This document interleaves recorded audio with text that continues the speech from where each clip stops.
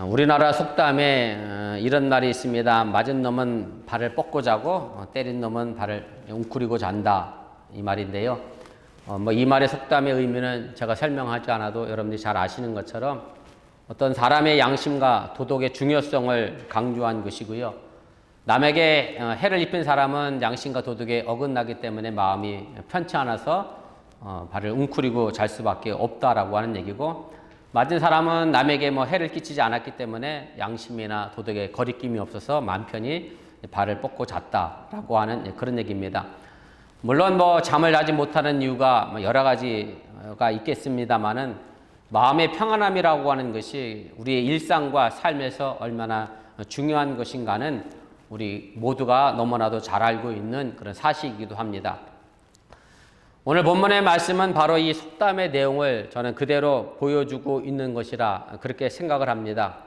오늘 설교의 결론적인 내용이긴 한데요. 미리 말씀을 드린다고 하면, 예수님은 하나님께 대한 깊은 믿음의 신뢰로 인해서 배 안에서 풍랑 속에서도 잠을 잤고, 제자들은 예수님께 대한 믿음의 부족으로 인해서 풍랑 속에서 무서워하며 두려워하며 어쩔 줄 몰라 했다는 그런 말씀입니다. 오늘 본문 내용의 제목을 성경에서 찾아보면 작은 단락으로 소제목으로 보통 일반적으로 이렇게 붙어 있습니다. 풍랑을 잔잔케 하심, 아니면 바람과 바다를 잔잔하게 하시다, 이렇게 되어 있습니다. 여러분 혹 성경 찾아보시면 이렇게 되어 있습니다. 하도 성경들을 잘 안 보시니까 확인참 보시면 좋을 것 같습니다. 그리고 마가복음에서 제일 어찌 보면 처음으로 등장하는 자연을 다스리는 예수님의 이적으로 그렇게 소개가 되어 있습니다. 물론 그동안 예수님이 귀신 들린 사람들을 고치시고 또 병자들을 고치시긴 했는데, 오늘 이 본문 말씀을 통해서 예수님은 사람의 질병과 귀신뿐만 아니라 자연도 다스리시고 통치하시는 그런 분으로 소개하고 있는 것이 마가복음 저자의 의도라, 그렇게 말씀드릴 수가 있습니다. 그런데 예수님이 바람과 바다를 잔잔하게 하신 이 사건은 39절 후반부에 마지막으로 이렇게 되어 있어요.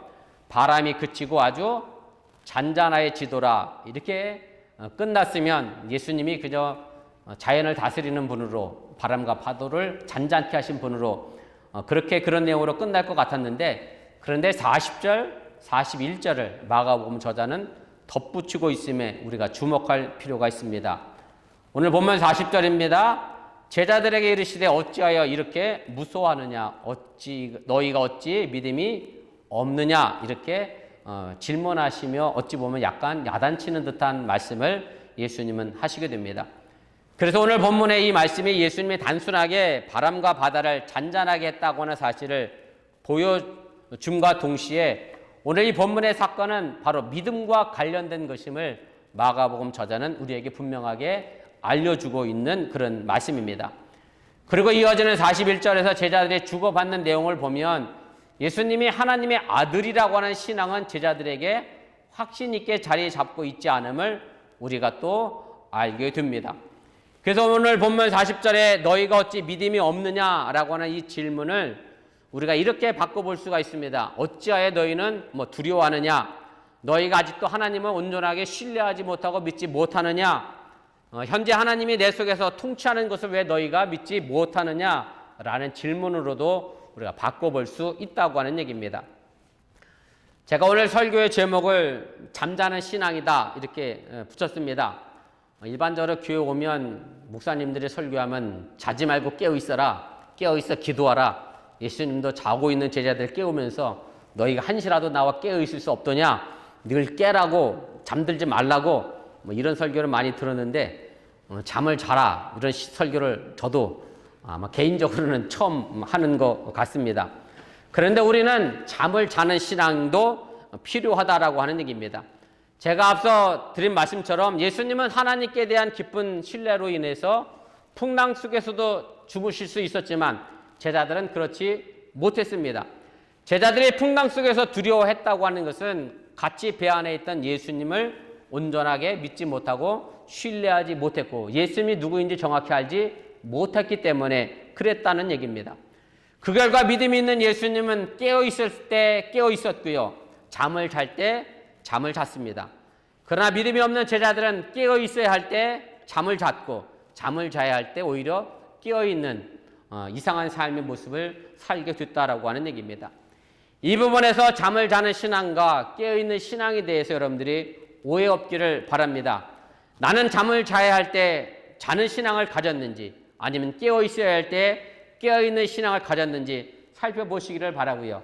행여 오늘 제자들의 모습처럼 잠을 자야 할 때 깨어있고 깨어있을 때 잠을 자는 그런 신앙인이 되어서는 안 된다는 사실도 여러분들이 깨달으시기를 바랍니다. 오늘 풍랑을 잔잔케 하신 예수님의 이 놀라운 기적 속에 들어있는 믿음과 신앙의 의미가 무엇인지 좀 생각해 보면서 이 시간 함께 은혜 나누기를 원합니다. 첫째는 예수님을 탓하고 있는 제자들의 모습을 발견하게 됩니다.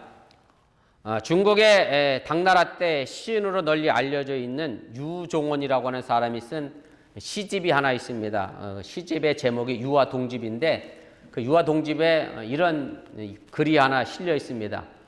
강에 사는 물고기인데요. 돈이라는 물고기가 있었습니다. 머니의 돈이 아니고 돼지 돈자의 돈입니다.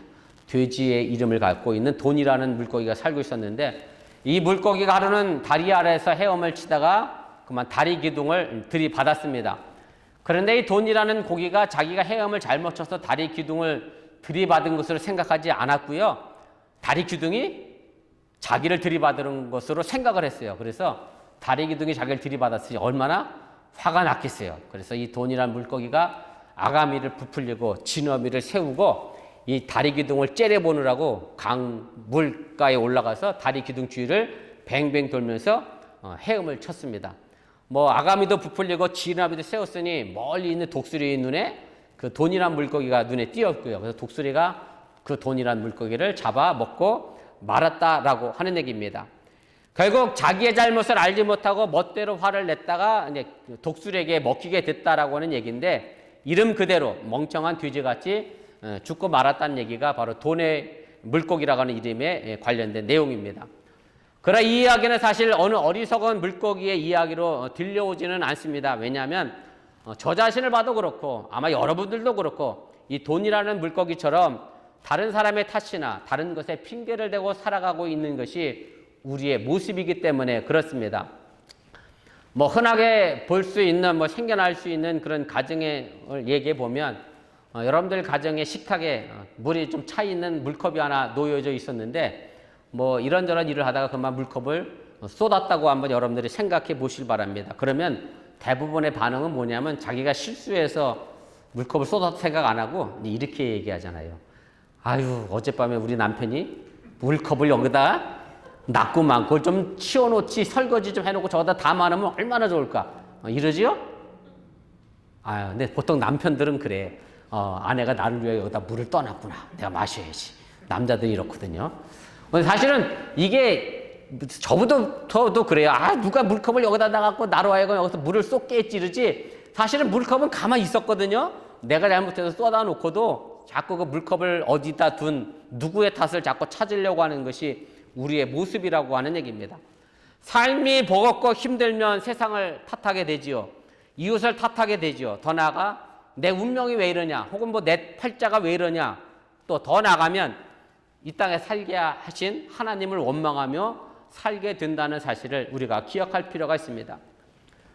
그래도 저희 교회는 그런 분들이 많지 않아 감사한데, 제가 감리사로서 지방 교회 여러 목사님들과 통화하면서 예배 상황을 이렇게 여쭤보면 이런 교인들이 종종 있다고 저한테 얘기를 해요. 뭐라고 하냐면 코로나가 무서워서 교회를 못 가겠다. 그래서 코로나가 끝나면 목사님 제가 그때 교회를 가겠습니다. 이제 이런 교인이 많다 그러면서 그런 분들이 코로나 끝난 다음에 얼마나 다시 돌아올지가 이제 걱정입니다. 이런 이야기들을 제게 하게 됩니다.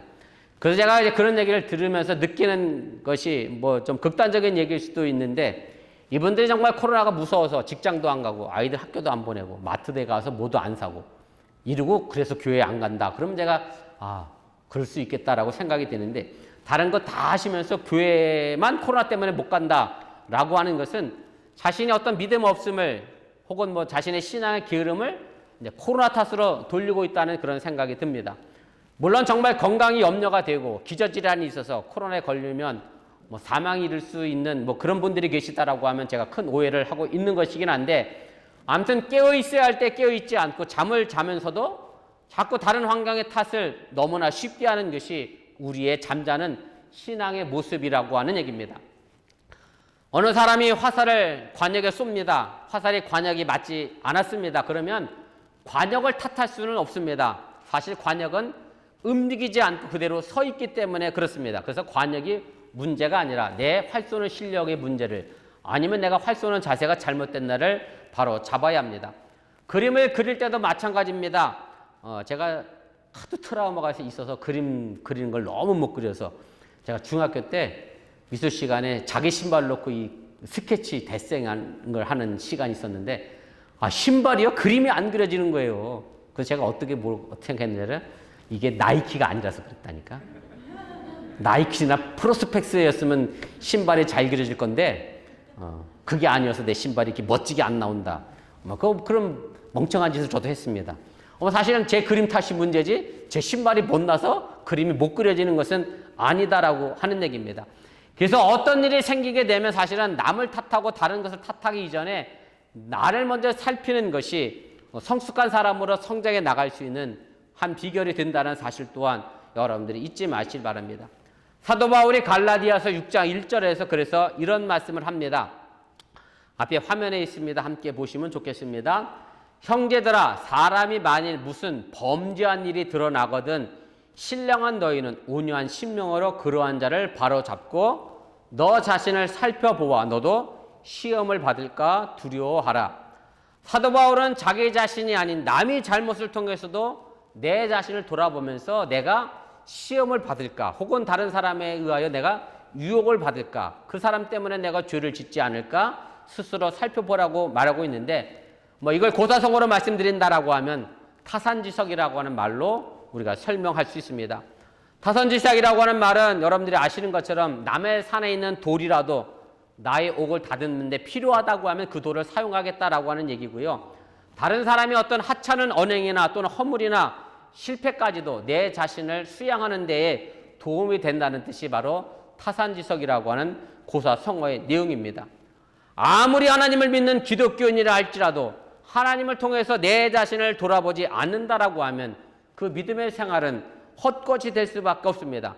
결국 이렇게 되면 세상을 탓하고 나중에는 그런 세상에 살게 하신 하나님을 원망하게 된다는 말씀입니다. 믿음 생활이라고 하는 것은 자기를 돌아보며 자기를 바로 세우는 것이라고 정의할 수 있습니다. 우리가 하나님을 믿고 하나님을 찾는 것은 자기 자신을 돌아보고 나를 바로 세우기 위함이라고 하는 얘기입니다. 그러나 많은 사람들이 이 믿음을 이상하게 오해하는 경우가 있습니다. 어렵고 힘들 때 맹목적으로 하나님을 찾고 하나님께서 해주실 것을 간구하며 아멘하는 것이 믿음 생활의 전부라고 생각합니다. 하나님께 그저 의존하고 기대하는 것이 신앙으로 여기고 있다는 말씀입니다. 이런 신앙에는 사실 문제가 있는데 나라는 존재가 보이지 않습니다. 내가 누구인지, 내가 하나님 앞에서 어떻게 행동해야 되는지, 내 현재의 삶의 모습이 어떠한지 나에 대한 질문, 나를 돌아보는 것이 없다는 말씀입니다. 오늘 본문의 시작을 보면 예수님은 제자들과 함께 이방 땅이죠, 거라사라는 곳으로 복음을 전하기 위하여 배를 타고 건너가게 됩니다. 그리고 이 항해 중에 풍랑이 일어나 위험에 빠지게 됩니다. 이때 본문 38절 말씀에 보면 제자들은 배 뒤에서 주무시고 계시는 예수님을 깨우면서 이렇게 부르짖습니다. 선생님이여, 우리가 죽게 된 것을 돌보지 아니하시나이까. 그러자 39절에 예수님은 깨어서 바람과 바다를 꾸짖으시며 잠잠하라 고요하라 말씀하셨고, 그래서 바람이 그치고 바다는 아주 잔잔해졌다, 그렇게 말씀하고 있습니다. 그리고 나서 예수님은 40절에 이렇게 제자들을 꾸짖습니다. 어찌하여 이렇게 무서워하느냐, 너희가 어찌 믿음이 없느냐, 이렇게 말씀합니다.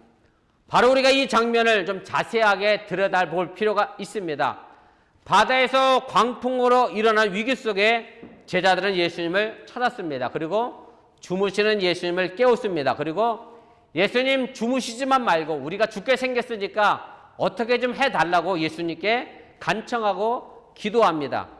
지금 우리 식으로 말씀드린다고 하면 예수님, 내가 하는 사업이, 내 직장이, 내 가정이 너무나 힘들고 어려우니 좀 살려달라고 기도하는 겁니다. 바로 이때 예수님이 일어나셔서 바람을 꾸짖고 바다더러 잠잠하라 고요하라 그렇게 말씀했더니 바람이 그치고 바다가 잔잔해졌다라고 하는 얘기입니다. 그래서 우리가 여기까지만 보면 제자들이 예수님을 찾고 예수님을 깨웠고 예수님에게 무언가 좀 해달라고 요청했던 이 믿음을 보면 정말로 제자들의 믿음이 대단하다, 참 좋았다, 우리가 이렇게 충분히 생각할 수 있습니다. 예수님을 찾고 깨워 예수님에게 기도했더니 그것을 통해서 예수님께서 광풍을 잠잠케 하는 기적을 일으켰다라고 하는 얘기입니다.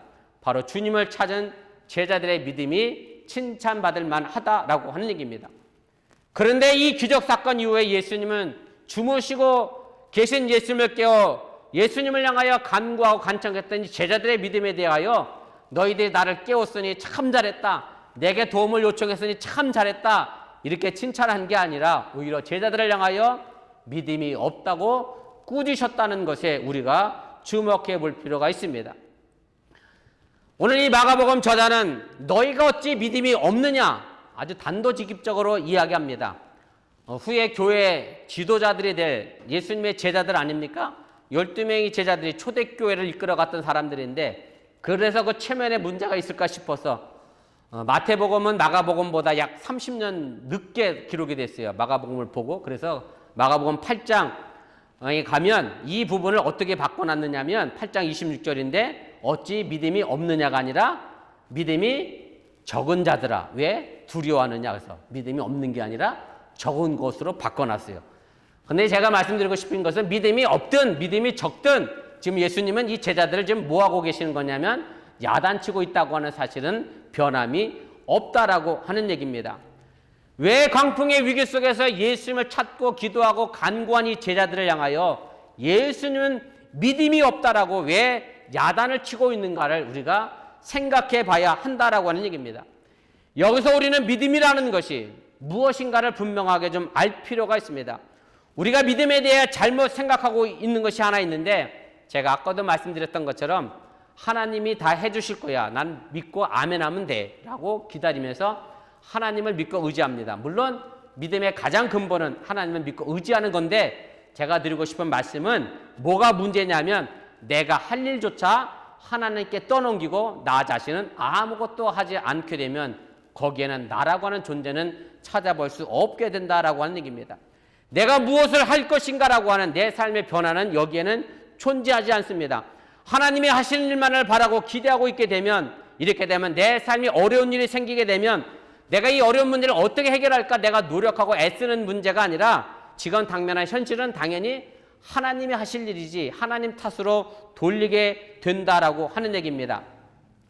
그래서 오늘 보면 38절에서 이 풍랑의 위기 속에서 선생님이여 우리가 죽게 된 것을 왜 돌아보지 않습니까? 라고 하는 이 제자들의 말은 예수님을 찾고자 하는 믿음에서 나온 말이 아니라 왜 예수님은 이 위기 속에서 잠만 주무고 계시느냐 라고 예수님을 원망해서 한 말임을 여러분들이 기억할 필요가 있다라고 하는 얘기입니다. 제가 자주 드리는 말씀인데 내가 할 일이 있고 예수님이 하실 일이 있습니다. 그런데 많은 신앙인들이 내가 할 일은 하지 않으면서 내가 할 일까지 예수님께 떠넘기고 저는 예수님만 믿는다라고 하면서 내 자신의 일을 전혀 하지 않으려 한다는데 바로 문제가 있다라고 하는 사실을 여러분들이 깨달으시길 바랍니다. 그래서 제가 오늘도 유스 아이들에게 뭐 이런 얘기를 했습니다만은 제가 여러 번 여러분들에게 드린 얘기지만 내일 유스가 시험을 봐요. 기말고사가 있어요. 그러면 유스가 해야 할 일은 공부하는 겁니다. 여러 책을 공부하고 선생님이 메모하신 것도 공부하고 그리고 그 다음날 시험장에 임하면서 하나님 내가 이렇게 열심히 공부했으니 모르는 문제 있으면 생각나게 해주시고 그리고 내가 열심히 공부했으니 내가 공부한 거 모든 것 기억나게 해주시고 이 시험 때문에 두려워하거나 떨어서 시험을 망치지 않도록 내 마음을 담담하게 해주세요. 이렇게는 기도하면 괜찮습니다. 그런데 기도 하나도 안 해놓고 밤새 게임만 해놓고 그 다음날 시험에 가서 하나님 내가 하나님을 얼마나 사랑하는 줄 아시죠? 기도합니다. 이 시험 잘 보게 해주세요. 잘 볼 수 없다는 얘기입니다. 내 할 일 내가 하고 하나님께서 하실 일은 하나님께 하는 겁니다. 사실 저도 항암 치료할 때 그랬습니다. 내가 할 일은 수술받고 항암 치료하는 거고 그 다음에 재발하지 않도록 나를 지켜내시는 일은 누가 하는 거냐면 하나님이 하실 일입니다. 그래서 제가 미국에 보험도 없는데 항암 치료하는 끝나자마자 미국에 와서 목회할 수 있었던 이유가 그건 내 영역이 아니에요. 내가 한국에서 보험 가지고 있다고 해서 암이 재발하지 않는 것도 아니고 내가 보험 없는 미국에 와서 목회한다고 해서 암이 저절로 재발하는 것도 아니니 하나님 알아서 해주시고 하나님께 맡깁니다라고 제가 미국에 왔고 어제도 그젠가 운전하면서 어쩌다 내가 지금 미국에 살고 있나 이렇게 생각해 보면 이 또한 다 하나님의 은혜가 아닌가 그런 생각을 하게 됩니다. 지금 우리는 제자들처럼 아무것도 하지 않으면서 예수님께 그 탓을 전부 돌리고 있지는 않은지 한번 생각해 보시기를 바라고 내가 할 일과 예수님의 할 일을 잘 분별하여 어른의 신앙으로 성장해 나갈 수 있기를 주님의 이름으로 축원을 드립니다. 두 번째로는 예수님을 모시고 간 제자들의 모습을 우리가 살펴볼 필요가 있습니다. 오늘 보면 35절에 보면 예수님은 제자들에게 이렇게 말씀합니다. 그날 저물 때 제자들에게 이르시되 우리가 저편으로 건너가자 라면서 거라사 땅으로 건너가시게 됩니다. 그리고 이어 보면 36절에 제자들은 예수님을 배에 계신 그대로 모시고 가게 됩니다. 여기서 모신다라고 하는 말인데 히라보로는 이렇게 되어 있습니다. 파라남바라라는 단어를 썼는데 한국 성경에는 모시다라는 말로 아주 정중하게 예수님을 표현을 했습니다마는 실제로 이 단어의 의미는 이렇게 됩니다. 이 파라남바로는 두 단어가 합성어입니다. 파라는 전치사입니다. 옆이다라고 하는 뭐 영어로 하면 위드쯤 되겠죠. 곁에라고 하는 뜻이고 람바노는 붙들어 매다, 뭐 제지하다 이런 뜻입니다. 그래서 어디 못 가도록 붙들어 맨 것이 바로 파라남바로 한국말로는 모셨다라는 말로 번역이 되어 있습니다만 아무튼 제자들은 예수님을 그렇게 배에 붙들어 매둔 채 모신 채 건너가게 됩니다. 그리고 본문 결론의 부분을 보면 예수님을 제자들이 모시긴 모셨는데 예수님이 정작 누구인지는 알지 못합니다. 그래서 41절에 이렇게 말씀합니다. 그들의 심히 두려워하여 서로 말하되 그가 누구이게 바람과 바다도 순종하는가 하였더라. 예수님은 모시고 가긴 갔는데 그 예수님이 누군지 모른 채 예수님을 모시고 갔다라고 하는 얘기인데 그래서 이 말의 의미를 우리가 생각해 봐야 한다라고 하는 얘기입니다.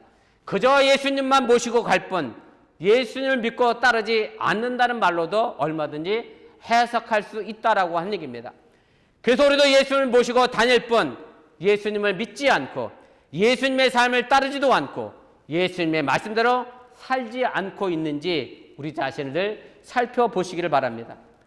특별히 마가복음에 있어서 믿음이라고 하는 것은 따르는 겁니다. 그래서 예수님이 제자들을 부르실 때 나를 따르라. 영어로 얘기하면 follow me라고 되어 있죠. 또 마가복음에서 예수님의 제자냐가 누구냐라고 하는 질문에 대하여 예수님의 십자가를 지고 예수를 따라가는 사람이 예수님의 제자다라고 그렇게 정의하고 있음을 우리가 보게 됩니다.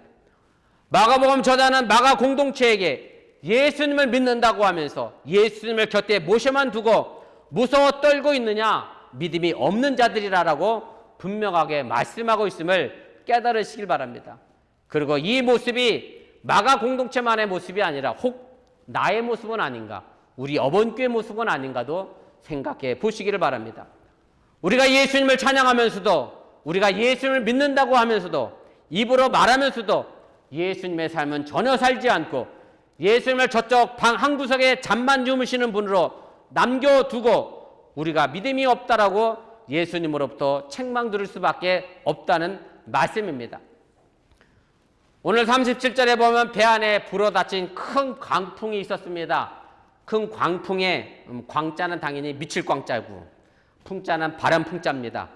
근데 이 히라보의 단어 아네모스는 바람이라는 뜻만 가지고 있지는 않습니다. 사실 뭐 우리가 얘기하는 바람도 마찬가지입니다만 치맛바람이 뭐 진짜 바람은 아니잖아요. 그죠?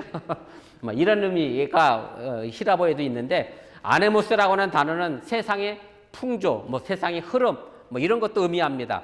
에베소 4장 14절에 보면 사도 바울이 이 똑같은 단어를 사용하여 이렇게 우리에게 말씀했습니다. 우리 함께 읽어보겠습니다. 이는 우리가 이제부터 어린아이가 되지 아니하여 사람의 속임수와 간사한 유혹에 빠져 온갖 교훈의 풍조에 밀려 요동하지 않게 하려 함이라. 여기 나와 있는 온갖 교훈의 풍조, 다시 말하면 사람의 속임수, 간사한 유혹 같은 그런 교훈의 풍조, 이 풍조가 오늘 이 큰 풍랑의 아네모스 똑같은 단어를 사용했다라고 하는 얘기입니다. 그래서 사도 바울이 말하고 있는 이 교훈의 풍조가 결국 예수님이 배에 타고 있었던 배에 불이 닥친 광풍과 같다라고 하는 의미인데, 결국 예수님을 따르는 믿음이 없고 예수님을 곁에 두고 모시고만 있는 현실, 그래서 예수님이 잠들어버린 이 현실 속에는, 그 교회 현실에는 세상의 풍조가 밀려 들어오게 되어 있다라고 하는 얘기고요. 결국 그렇게 되면 교회는 그 풍조로 인해서 침몰할 위험에 처해질 수밖에 없다는 사실을 우리가 깨달아야 합니다. 오늘 보면 37절에 보면 이 풍조가 배에 가득하게 되었다라고 이야기합니다. 세상의 풍조 때문에 교회마저, 교회라고는 배마저 세상의 풍조에 움직이게 되면 결국 이것이 우리 교회를 무너뜨리는 가장 큰 원인이 된다는 사실을 우리가 알 필요가 있습니다. 이 가득하게 되었다라는 말인데 한국말 번역에는 과거형으로 되어 있습니다만 실제로 헬라어 원문에는 현재형으로 되어 있습니다. 과거에 일어난 일을 기록했는데 현재형으로 썼어요. 여러분들 영어 문법 생각해 보시면 이랑 똑같습니다. 지구가 태양 주위를 돌지요? 이 도는 거는 현재형으로 씁니다. 변할 수 없는 진리를 쓸 때는 현재형을 써요. 왜냐하면 그건 과거에도 그랬고 지금도 그랬고 앞으로 미래도 그럴 거니까. 그래서 그때는 현재형으로 쓴다고 학교 때 많이 배웠잖아요. 마찬가지예요. 헬라어에서 이 역사적 현재형이라고 하는 의미는 과거에도 그렇고 지금도 그렇고 앞으로도 그럴 것이다 라고 하는 의미고, 그래서 과거의 초대교회 때 세상의 풍조가 초대교회에 물려 들어왔고 지금의 교회 안에도 세상의 풍조가 밀려 들어오고 앞으로 있을 교회도 세상의 풍조가 밀려 들어오기 때문에, 그래서 우리는 그 세상의 풍조에 대하여 뭐라고 외쳐야 하느냐면 잠잠하라, 고요하라, 그렇게 외쳐야 함을 여러분들이 잊지 마시기를 바랍니다. 예수님이 그때 불었던 바람과 바다에 향하여 잠잠하라, 고요하라고 외쳤던 것처럼 지금도 우리도 당당하게 용기를 가지고 세상의 바람에 대하여, 세상의 흐름에 대하여 잠잠하라, 고요하라 외쳐야 한다고 하는 사실을 여러분들이 믿으시기를 바랍니다. 우리 이 땅에서 살아가는 동안에 손님으로 살아가는 사람들이 아닙니다. 우리는 내 인생의 주체자이고 주인공입니다. 왜냐하면 내가 창조주 하나님의 아들이고 딸이기 때문에 그렇습니다. 바람과 바다를 만드신 창조주 하나님의 자녀이기 때문에 우리는 이 세상의 주인의식을 가지고 살아가야 합니다. 그래서 세상의 바람과 바다가 결코 우리의 주인이 돼서는 안 됩니다. 세상의 바람과 바다 때문에 내가 겁먹고 두려워해서는 안 된다라고 하는 얘기입니다. 내가 살아야 하나님이 삽니다. 조금 불경스러운 얘기일 수도 있습니다만은 맞는 이야기이긴 합니다. 내가 살아야 하나님이 산다. 거꾸로 얘기하면 하나님이 살아야 내가 살아야 될 것 같은데 왜 목사님이 저렇게 이야기할까라고 하느냐면, 내가 신앙으로 살아있어야 하나님도 나를 통하여 역사하시고 일을 하십니다. 여러분들이 신앙으로 죽어 있어서 여러분들이 신앙으로 잠을 자고 있으면 교회에서 아무 일도 안 하고 계시잖아요. 그럼 하나님도 여러분 통해서 아무 일도 안 하십니다. 그래서 여러분들이 사셔야 하나님도 교회를 통하여, 여러분을 통하여 이 세상을 잠잠하게 만들고 고요하게 만들도록 역사하시고 일하시는 분이라고 하는 사실을 여러분들이 믿으시길 바랍니다. 이제 우리 모두 세상을 향하여 당당하게 나아가시길 바랍니다. 세상 풍조와 풍랑 때문에 무서워하지 마시길 바랍니다. 그리고 그 세상 풍조에 대하여 잠잠하라, 고요하라 외치며 나아가시길 바랍니다. 주연절 네 번째 주일입니다.